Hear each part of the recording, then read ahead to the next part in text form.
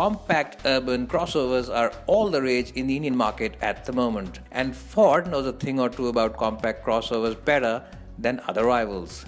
So is the new Freestyle worth a second look, or is it essentially a Figo hatchback with loads of attitude and some raised ground clearance? Well, we decided to take along the current king of the hatchback segment, the Maruti Suzuki Swift, along with it to find out and see what the fuss is all about. Well, if you're planning to sell your car first before buying any of these two, then you should definitely consider Cars24. Visit any of their 50 branches across India and sell your car at the best price. Not only this, Cars24 will instantly transfer the money into your bank account and will also take care of all the paperwork, including the RC transfer. So check out Cars24 today. Well, talking about the backseat experience on the Swift, the new room here is quite okay now and much better than the last generation of the car. Headroom also is more than adequate, and I really like these seats. They offer you very good cushioning. The cushioning over here is very supple, it's very supportive. The backrest angle is also pretty good, and it's okay in terms of the width as well, so you can have 3 occupants here for short city trips. If you are planning, of course, a trip to the mall, then 3 occupants is quite okay, but of course on the highway they might just struggle for overall shoulder room. That said, the floor panel here isn't completely flattish, and you still don't get any AC vents at the back, so that's something that maybe Maruti should add on the next version of this car or the next upgrade. And in terms of overall ambience, it is a nice and happy place to be because you get a good view of that sporty dashboard up ahead, and the window also is pretty big. The only thing I don't like is this little bit of plastic over here, which of course is used for the handle on the outside.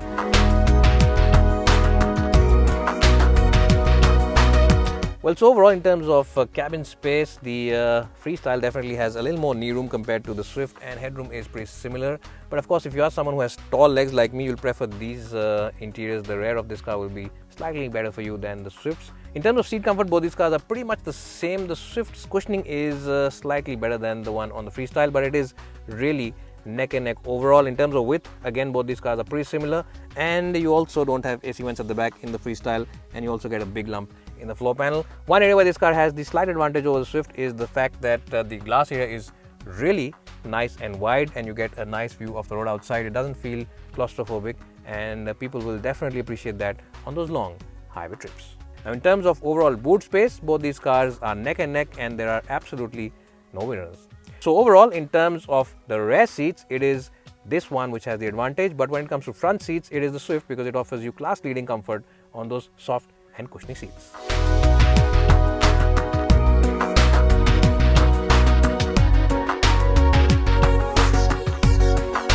Well, so talking about the petrol engines, the Ford Freestyle comes with a 1.2 litre turbocharged petrol unit, and it is a 3-cylinder. It's not a 4-cylinder unlike the Swift, but even then the refinement levels from this car are very good. You won't be able to tell if it's a 3-cylinder or a 4-cylinder powering this car. As I said, the refinement levels between these two cars are really neck and neck. What's also neck and neck is the gearbox. Both the gearboxes on the Swift as well as the Freestyle are nice, crisp and sporty units. They offer you very nice and short throws. The suspension setup on the Freestyle though is slightly on the stiffer side, which means that when you're doing faster speeds, this car definitely feels a lot more confidence inspiring, and you can do those triple digit speeds without any problems whatsoever, and this car will offer you a lot more confidence than the Swift will. But the downside of that stiff suspension is the fact that the Freestyle can allow some of those bumps and potholes to enter the cabin when you're doing, of course, slower city speed. So that's something which is a bit of a flip side, but it's not too much. It is quite okay. Now, in terms of overall steering weight, both these cars offer very light steering wheels, but there is a little more feel on the Freestyle. It feels a lot more precise than the Swift steering wheel, and it definitely feels a little more sporty to drive as well because of the stiff suspension as well as the agile chassis. Well, now talking about the cabin of both these cars offer you almost similar levels of space. The standout feature on the Ford Freestyle, of course, is this beautiful touchscreen system. It is by far a whole lot better than not only the Swift but all its other rivals, which sell at roughly the same price point.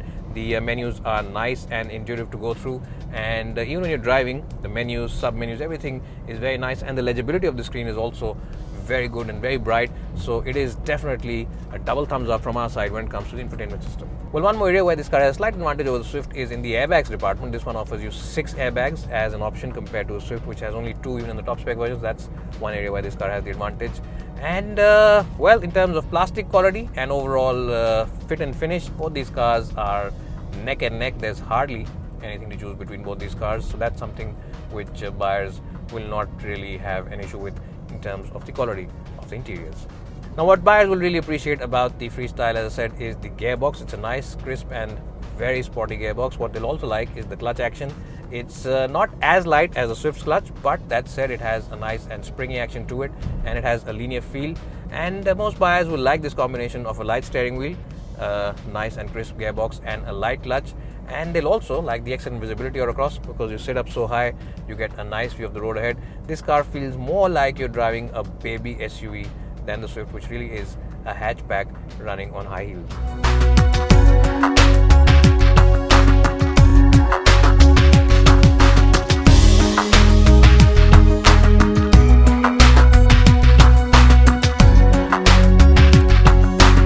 Now, Swift also comes with a 1.2-litre petrol engine, but it's a 4-cylinder, unlike the Freestyle, which is just a 3-cylinder.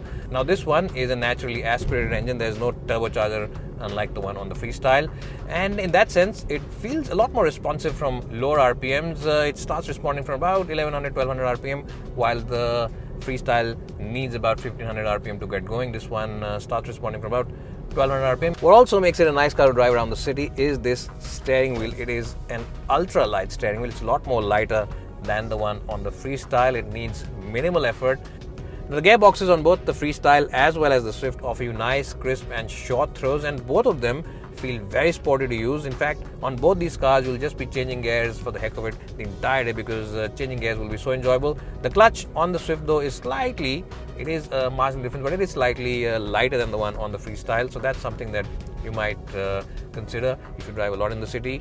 When it comes to overall suspension setup, it is the Freestyle which has the advantage on highways, but it is the Swift which has the advantage at slow city speeds. Now, in terms of overall cabin ambience and feel, the Swift definitely has the sportier cabin. It feels a lot more youthful, a lot more urban. Plastic quality is really neck and neck between both these cars. And one area where the Swift has a clear advantage is in overall seat comfort. Yes, the seats on the Swift are by far the best in the premium hatchback space. They're definitely ahead of not only the Ford Freestyle, but of every other car in this category. These seats really are the best in the business, and they will be extremely relaxing and extremely comfortable after a long and tiring day behind the wheel.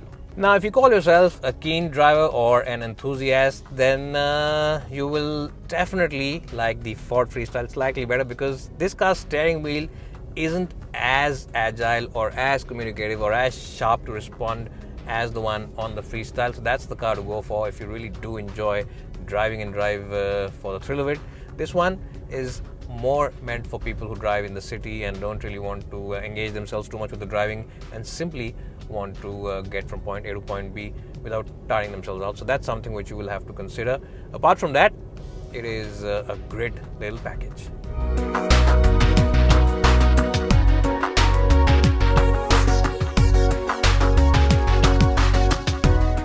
Well, overall, the Maruti Suzuki Swift is a tried and tested product not only in India but across the world, and it is a winner in its own right. The Freestyle over here is a unique take from Ford about what a hatchback can be. It offers you baby SUV styling on the outside, the practicality and utility of a hatchback, the interior space of a mid-size sedan, and a long list of features along with a peppy and punchy petrol engine. What's more, its keen sticker price as well as aggressive pricing means that before you make a buying decision in the premium hatchback space, you should definitely go ahead and check this car out at a Ford dealership near you. Now, if you've enjoyed watching this video, please like us, share us and subscribe, and also follow me and the team on our Twitter handles, which are flashing at the bottom of your screen right now. It's bye for now, and hope to see you soon.